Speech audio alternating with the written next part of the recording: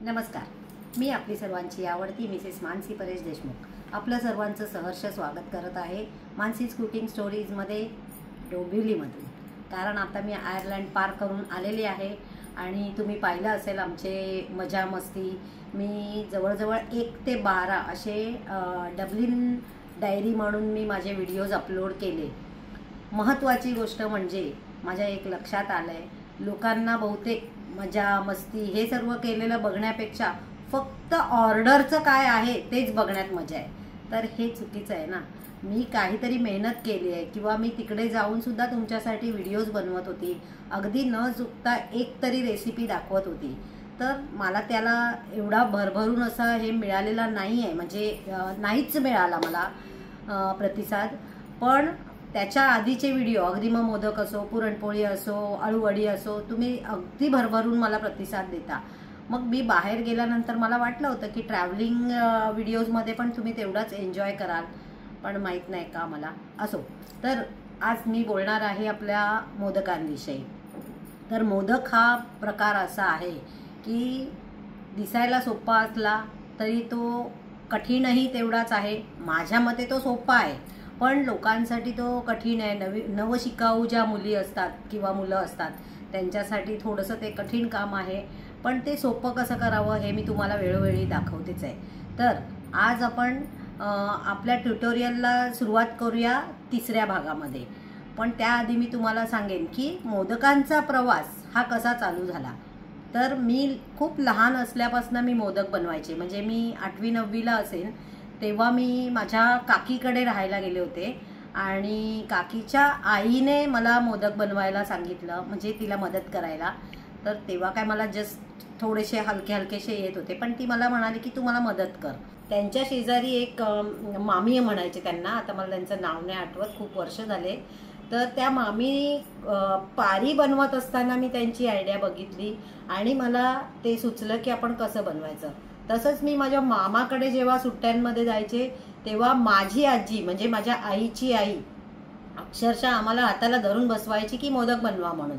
भले ते छोटे बनवायला लावायचे. आणि पूर्वीच्या बायका कशा होत्या तर ती मला सांगायची सारण कमी भर, सारण कमी भर.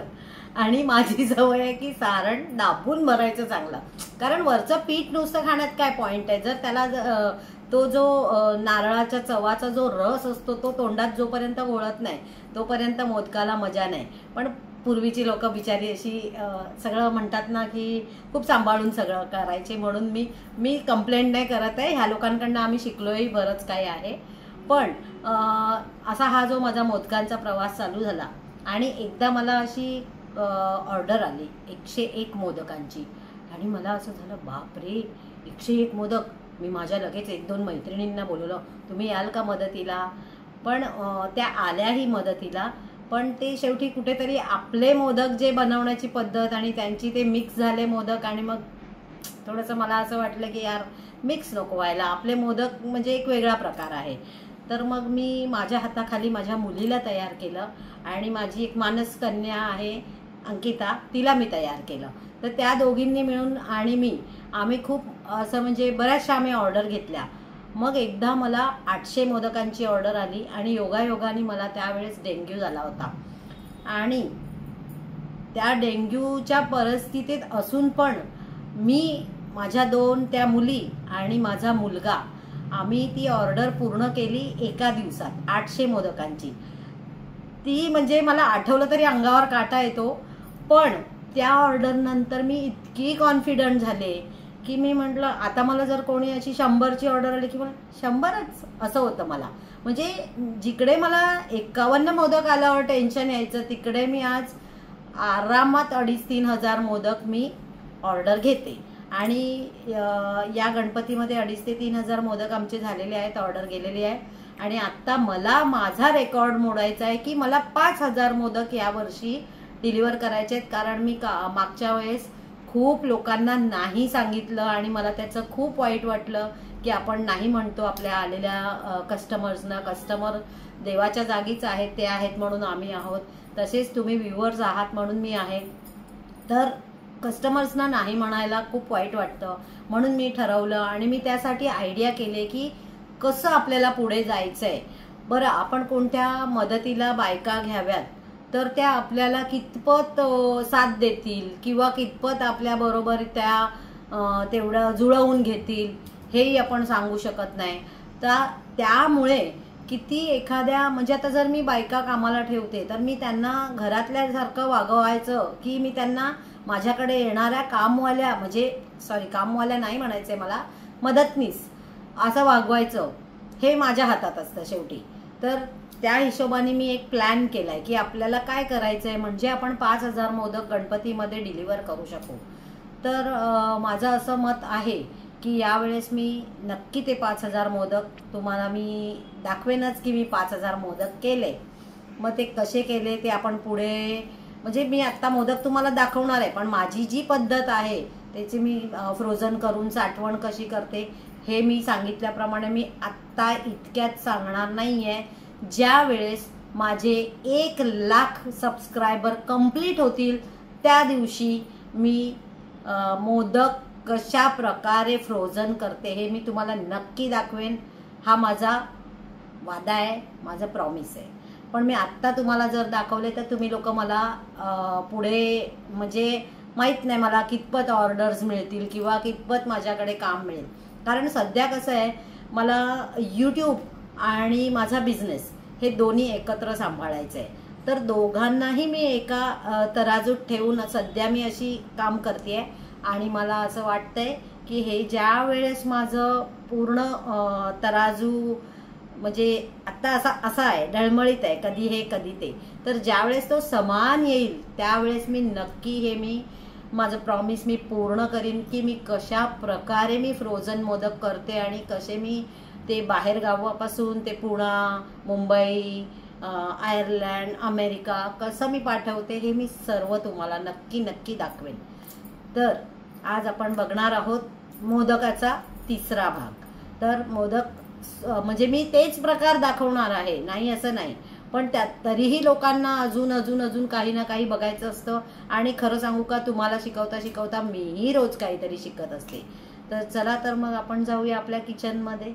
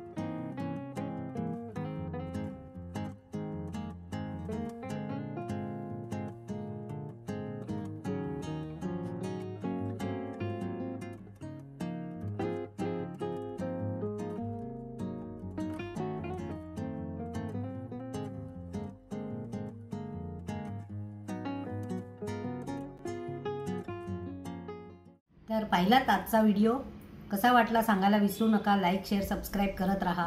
आणि दुसरी गोष्ट, माझ्या काही सिक्रेट रेसिपीज किंवा तुम्हाला जर काही टिप्स हवे असतील ज्या सिक्रेट आहेत, आणि जसं की आपला मोदकांचा पण व्हिडिओ मी म्हटल्याप्रमाणे फ्रोझन कसा करते हे जर माहिती हवी असेल तर एक तर तुम्हाला काय करावं लागेल की जास्तीत जास्त लाईक शेअर सबस्क्राईब करावे लागतील. त्यामुळे मी थोडंसं पुढे गेल्यामुळे मी तुम्हाला ह्या सगळ्या सिक्रेट्स तर देऊच शकेन. आणि अजून एक महत्त्वाची गोष्ट म्हणजे तुम्ही मेंबरशिप घेऊ शकता की जेणेकरून तुम्हाला ज्या सिक्रेट रेसिपी हव्यात त्या मी तुम्हाला पर्सनली देईन. तर बघत राहा मानसीज कुकिंग स्टोरीज आणि जास्तीत जास्त लाईक शेअर सबस्क्राईब करायला विसरू नका. धन्यवाद.